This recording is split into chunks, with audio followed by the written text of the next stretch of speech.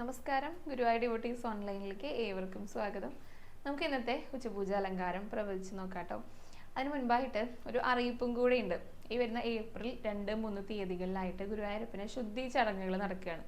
അപ്പോൾ ദർശന നിയന്ത്രണം ഉണ്ടായിരിക്കും. 2-ാം തീയതി വൈകിട്ട് ദീപാരാധനയ്ക്ക് ശേഷം നാലമ്പലത്തിനകത്തേക്ക് പ്രവേശനം ഉണ്ടായിരിക്കില്ല കേട്ടോ.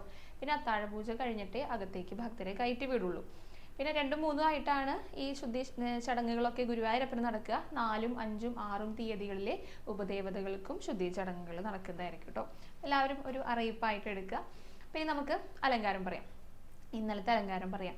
ഇന്നലെ ശ്രീരാമനവമിയൊക്കെ ആയതുകൊണ്ടേ പലരും അലങ്കാരം പ്രവചിച്ചപ്പോൾ കൂടുതൽ പേരും ശ്രീരാമനായിട്ട് അല്ലെങ്കിൽ ശ്രീരാമനുമായി ബന്ധപ്പെട്ട അലങ്കാരങ്ങളൊക്കെയാണ് പറഞ്ഞിട്ടുണ്ടായിരുന്നത്. പക്ഷെ ഇന്നലെ അതൊന്നും ആയിരുന്നില്ല, കാളിയമർദ്ദനായിരുന്നു. കാരണം നമ്മൾ വിചാരിക്കുന്ന പോലെ ഒന്നും ആയിരിക്കില്ല ഭഗവാന്റെ ചിന്തകൾ. ഭഗവാൻ ഇഷ്ടപ്പെട്ടത് മാത്രമേ ഭഗവാൻ അലങ്കാരമായിട്ട് വരാറുള്ളൂ. അതേ രൂപമാണ് അവിടെ മേൽശാന്തിയുടെ മനസ്സിൽ തോന്നിപ്പിക്കുള്ളൂ. ആരാണോ അലങ്കാരം ചാർത്തുന്നത് അവരുടെ മനസ്സിൽ ഭഗവാൻ തോന്നിപ്പിക്കുള്ളൂ. അപ്പൊ ഇന്നലെ കാളിയമർദ്ദനായിരുന്നു ഉണ്ടായിരുന്നത്. അത് വളരെ കൃത്യമായിട്ട് ബിന്ദു PC എന്ന് പറഞ്ഞിട്ടുള്ള ഭക്ത പ്രവചിച്ചിട്ടുണ്ട് കേട്ടോ.